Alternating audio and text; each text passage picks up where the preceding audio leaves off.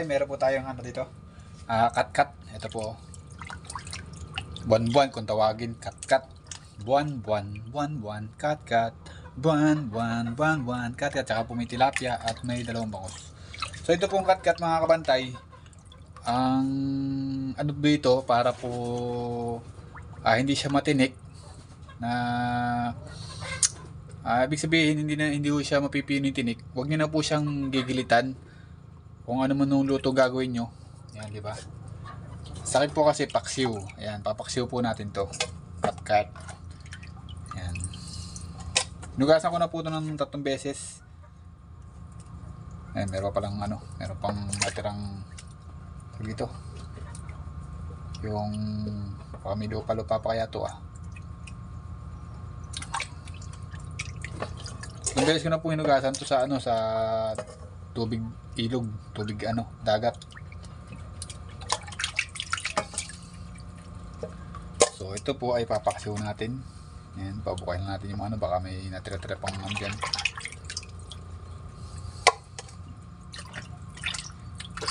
Para po siya hindi kasi nung o kaya madali siyang tanggalan ng tinik. Kung nyo po siyang gigilitan, kung sakasakali po kayong papaksiw, ganyan lang po, buo lang po siyang ganyan. Yung bangos naman po, hindi ko na rin po ginilitan dahil nga po hindi naman siya kalaki. Laki din po siya ng cat-cart.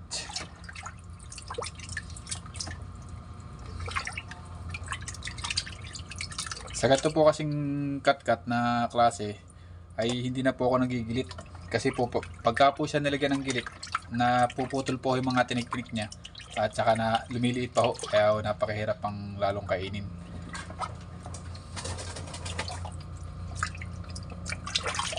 Kahit po siya malaki ang pagkakatkat niya, malaki ang ano niya, hindi po talaga ako nagigilit ng katkat. Yan.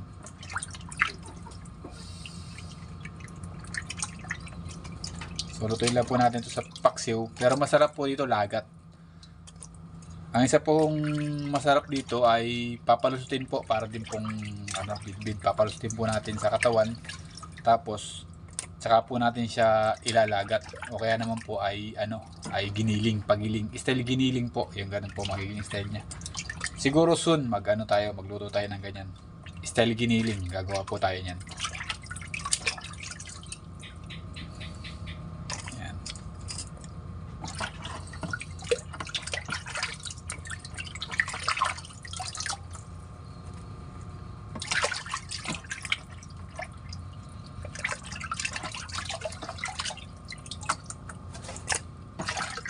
So ayan, tapos tayo, okay na yan. Tapos mag-get lang po tayo ng luya at saka bawang, sibuyas. Kompletuhin po natin siya, luya, sibuyas, bawang. Meron po tayong luya, lagyan na po natin ng luya. Lagyan na po natin ng mas masarap po sa paksiw. Subukan nyo lang po yung pino po yung gayat ng luya. Ayan. Sama-sama na yan. Kung naan nyo po yung isang vlog ko na sinabi ko po na pag sa paksiw, madalang po ako maglagay ng sibuyas sa bawang na magkakasamahan. So ngayon susubok po tayo kung ang pagkakaiba po ng lasa niya, o mas masarap po ba siya kung may ganito, no? Kasi po ako talaga pagka ng paksiw, luya lang, luya, tapos kung may siling pamaksiw, ayan, siling pamaksiw. Ayan, lagyan na po natin ng suka. Siyempre, hindi mawawala si sukang sasa. Napakahirap po ng suka ngayon mga kabantay dito sa amin.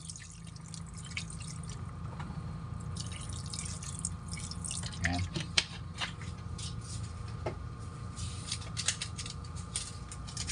Siyempre, si Magic, pasarap. Magic sarap, baka naman. At asin. Ayan. Tapos, lagyan natin ng tubig. Lagyan lang natin ng isang basong tubig. Yan, okay na yan mga kabantay. So, isa lang na natin to. Wala mo pala ng paminta.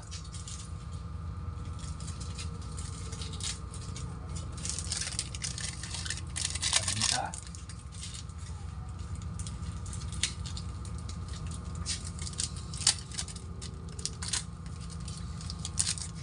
Ayan, paminta. Isa pa.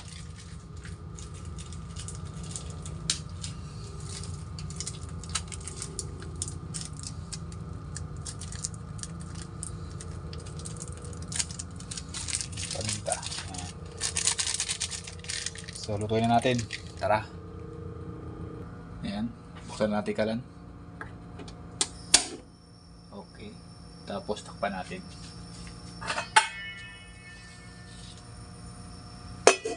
Ayan.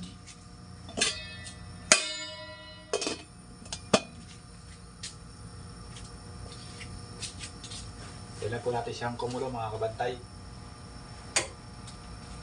At sa pagluluto po nga po nito mga kabantay ay ganun din po ang aking proseso.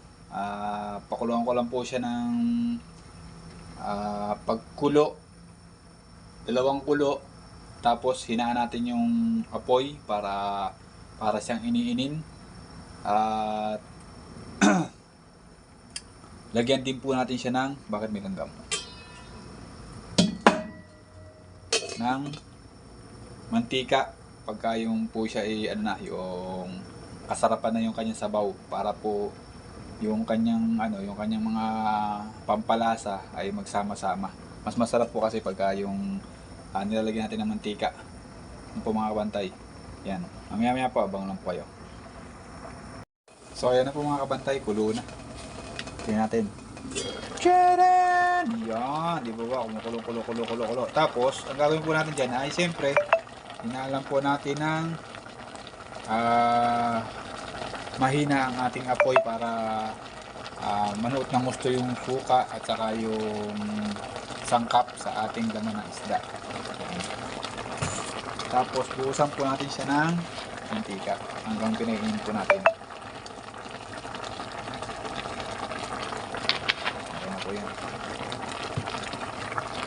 Natin, tapos low fire lang. Yan lang natin ang apoy. So ayan, okay na yung ganyan kalakas. Tingnan natin mga kabantay. So ayan, humina na po yung sulak nya. So ganyan lang po ang ating pag-iinin sa ating paksiw. Sa mga makakapanood po nito, lagi po sinasabi, para po sumarap ang paksiw nyo, ganito po ang gawin nyo. Kahit po anong paksiw, basta po papainin niyo po yung kanyang tawag dito, yung sabaw. Bayaan po siyang banayad ang kulo hanggang sa matuyo lang siya ng konti. Hindi naman po siya tuyong-tuyo. Yung kasarapan lang po yung sabaw na makukuha nyo. Siguro may mga, kung makakuha kayo ng mga sabaw na mga kasi isang baso nilagay natin, kahit mga kalating baso lang, okay na yun mga kabantay, o higit pa sa kalating baso ang magiging sabaw mo. Napakalinamnam po yan, napakasarap, promise po. Subukan nyo lang po.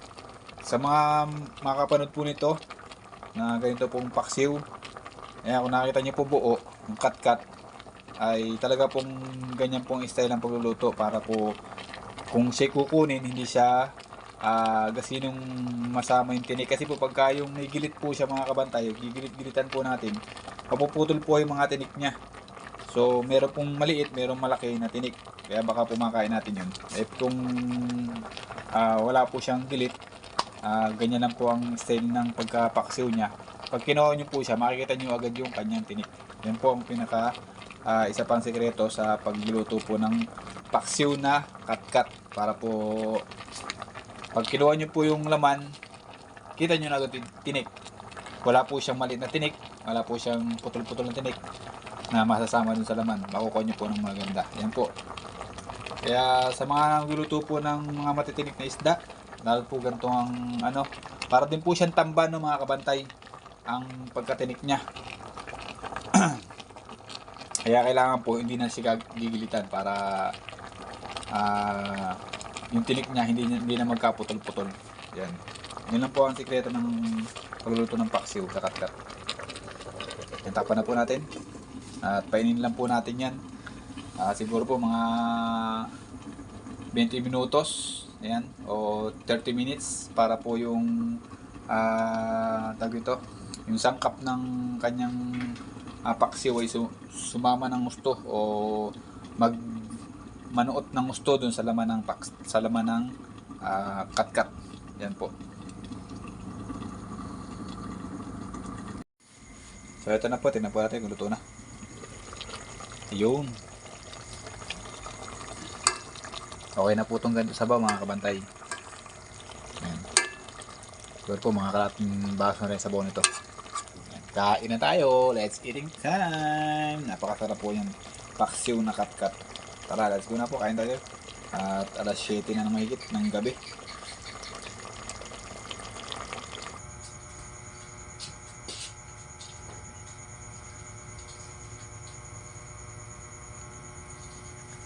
So, kain na po tayo mga kabantay. Ay, naku po. Yan. So, ito po. Yan. Sarap niyan. Promise po, napakasarap itong paksiw na to. Nakita nyo naman po yung ano niya, sabaw niya, no? Yan. So, tara. Kain na po. Kain na po tayo sa isawa na konting patis.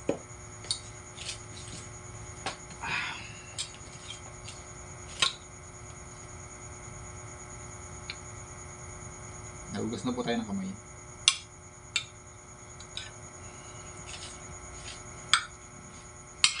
Alam niyo po ba, mas masarap din po ang paksiw sa bahaw na kanin.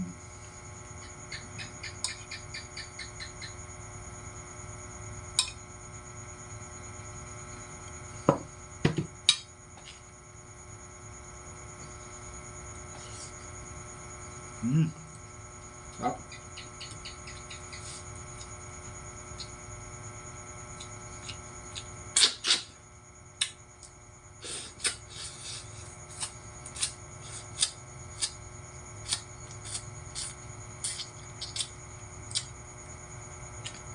Sarap.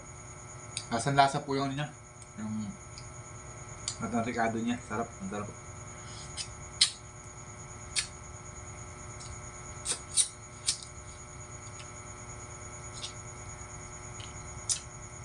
Pinainin lang po natin siya ng halos 20 minutes mahigit mga kabantay. Sarap.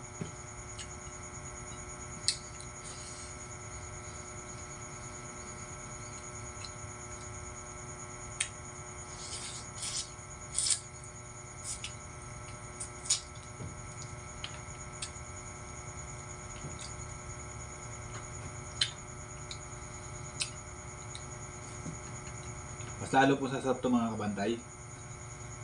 Masarap na po yung paksiw. Mas lalo po pa sasarap yan kung yan ay ano.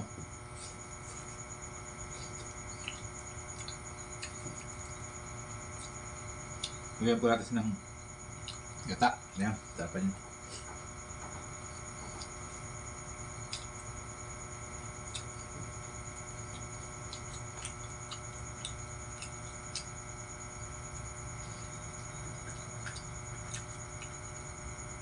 Kung di po natin siya mauubos, nalagyan pa natin ng gata. Dati po piniritot po natin yung hindi natin naubos na bangus. Ito po natin yung lagyan natin ng gata.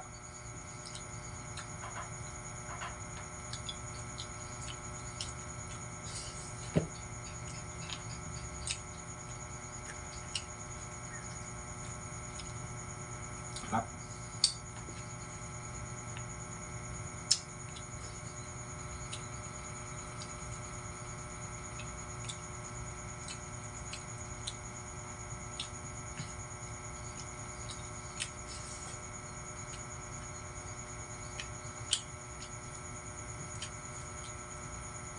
Lasa-lasa po yung ano niya, yung lahat ng pampalasa niya.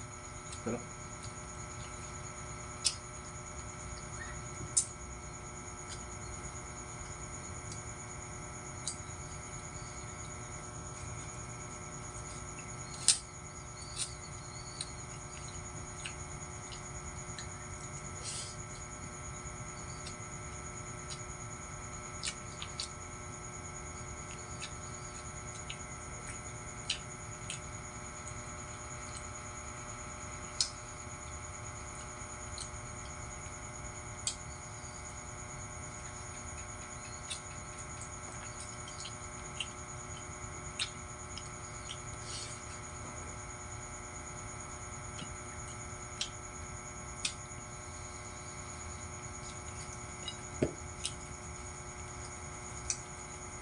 Ganitong paksiw po ang gustong-gusto ng misis ko.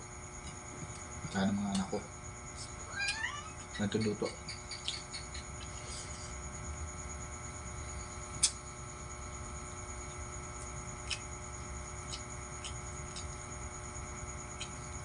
Sarap. Panalo.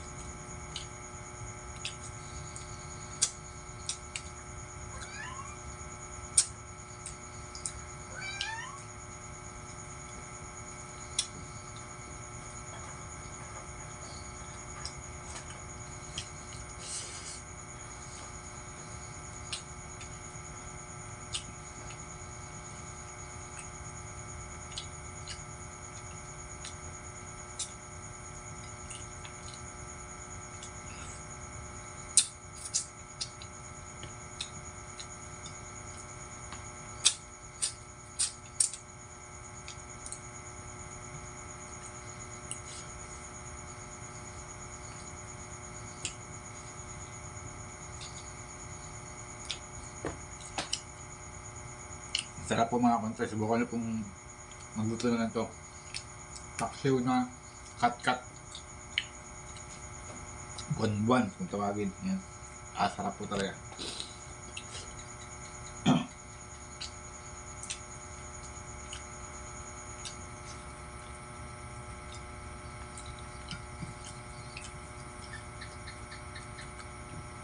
Subukan kung ano lang yung nakita yung recipe ko nilagay.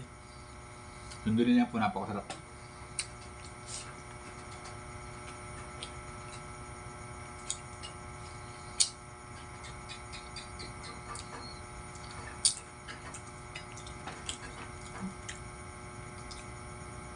ko pa kain ko. Napuputunin ko na po yung aking pag-vlog ngayon at maraming salamat po sa lahat ng mga sumusuporta. So walang sawa sumusuporta po sa akin, sa mga solid na supporter ko na kahit po paano ay hindi kinawawala sa aking mga video na pinapanood. Ayan, thank you very much po sa inyo lahat. Maraming salamat po sa mga solid na supporter ko. Thank you very much sa inyo. At sa mga silent viewers ko, salamat po. Walang hanggang pasasalamat po. Ayan. So, din lang po yung pagkain. At mamaya ulitin, uulit pa tayo. Dahil ang sarap po ng pagkakaluto talaga. Promise. Nandito lang po, mama. Chup chup.